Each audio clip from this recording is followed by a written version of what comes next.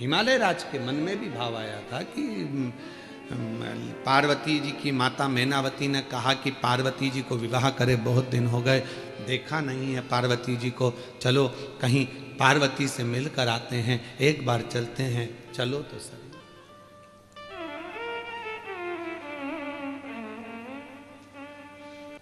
और हिमालय राज जी ने मैनावती से पूछा कि तुम्हें पार्वती की क्यों याद आ रही है, तो लगता है कि मेरी पार्वती दुखी है, लगता है मेरी पार्वती को कोई तकलीफ है, मैनावती ने कहा। तो हिमालय राज जी के मन में आया हो सकता है कि दुख हो, क्योंकि अपना तो इतना वैभव था, हिमालय राज जी कहते हैं, पर मैनावती पार्वती जिन शिव जी के साथ बिहाई है वो तो कैलाश पर रहते हैं, उनके घर में तो कुछ होगा भी।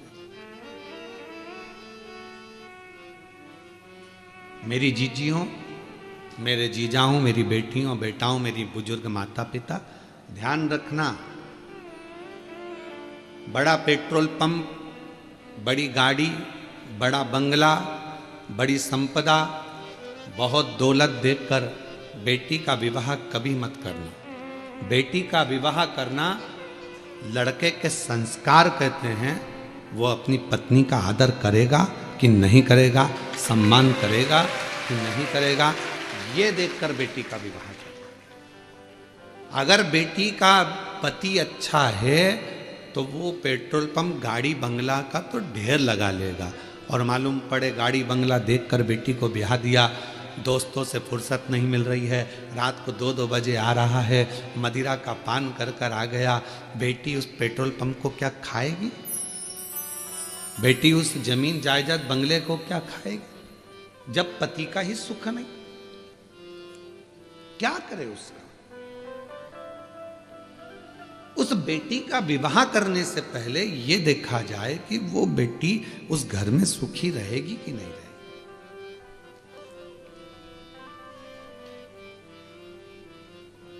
और कई बार हमने देखा है कि बेटी का भाग्य भी होना चाहिए महाराज। अगर भाग्य है तो जंगल में भी महल बना देती है, और भाग्य नहीं तो महल को भी कंगाल बना देती है।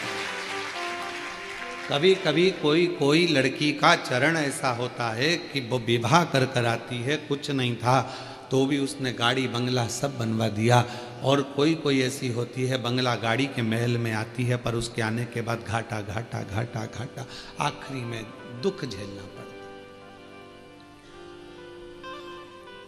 जनक जी ने विचार करा था क्या सीता जी बन जाएंगी 14 वर्ष के लिए?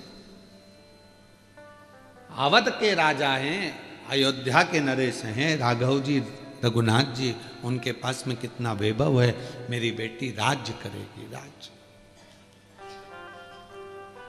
जब स्वयंवर रचा तो भूपतियों को, सारे राजाओं को बुलाया गया था, किसी ऐसे व्यक्ति को नहीं बुलाया गया था जिसके पास में धन या वैभव नहीं था, सब भूपति आए थे।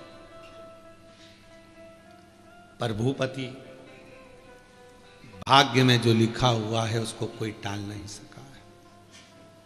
इसलिए परमात्मा के दरवाजे पर चाहे बेटा हो, कुंवारी अवस्था में नवयुवक बेटों को, कुंवारी अवस्था में नवयुवक बेटियों को शिव जी के मंदिर में 1 लोटा जल रोज चढ़ाना चाहिए, जिससे आने वाली तुम्हारी जिंदगी अच्छी बने, तुम्हारा जीवन अच्छा है। नवयुवक बेटे भी भगवान को जल चढ़ाएं, नवयुवक बेटियां भी भगवान को जल चढ़ाएं,